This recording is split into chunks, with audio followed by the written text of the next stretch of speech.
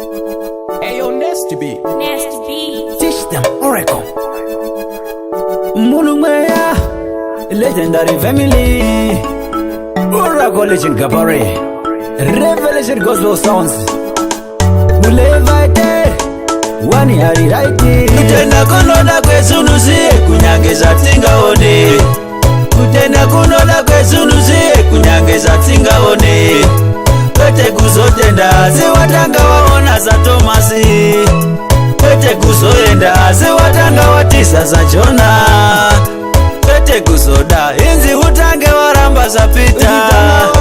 Kutenda kukadzirira uchitarizira uchishingirira. Kutenda kukadzirira uchitarizira uchishingirira. Kutenda uchitaka Mwari uchinamatara uchitenda zako zichaita. Vachinjita navazara nenyaya yekusatenda. Vachinjita navachichema nenyaya yekusatenda. Avane tauti, avana saiti, avana laiti. Avane tauti, avana laiti, avana saiti. Abrahama vakavamba nokutenda, vakavamba nomweya, vakavamba nokutenda, vakavamba no Abrahama vakavamba nokutenda. Jesu jaiva vakavamba nokutenda.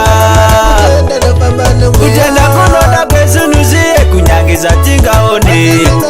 Kutenda kunoda kwesunuzie kunyangeza tingaone. Kwete kuzotenda ziwatanga waramba za Tomasi. Avana laiti, avana saiti, vanu vane tauti. Nikate avana saiti, avana laiti, avane tauti.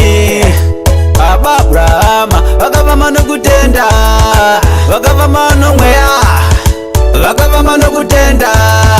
Vachigadzirira, vachitarizira, vachitaka Mwari kuti zavo zvichanaka. Idzo hatimbosarenda, mberi ndoka tichaenda. Ticharamba isusu tichitenda, kusvika isusu talenda. Rimba ritori tarenda, akafa kunavo nyadenga.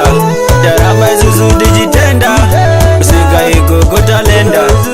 Kutenda kunoda kwesunuzie kunyangeza tingaone. Kutenda kunoda kwesunuzie kunyangeza tingaone. Kwete kuzotenda ziwatanga waona za Tomasi. Kwete kuzoenda ziwatanga watisa za Jona. Kwete kuzoda inzi utange waramba za Pita.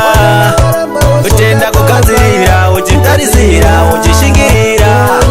Kutenda kukadzirira uchitarizira uchishingirira. Kutenda uchitaka Mwari uchinamatara uchitenda zako zichaita. Vachinjita navazara nenyaya yekusatenda. Vachinjita navachichema nenyaya yekusatenda. Avane tauti, avana saiti, avana laiti.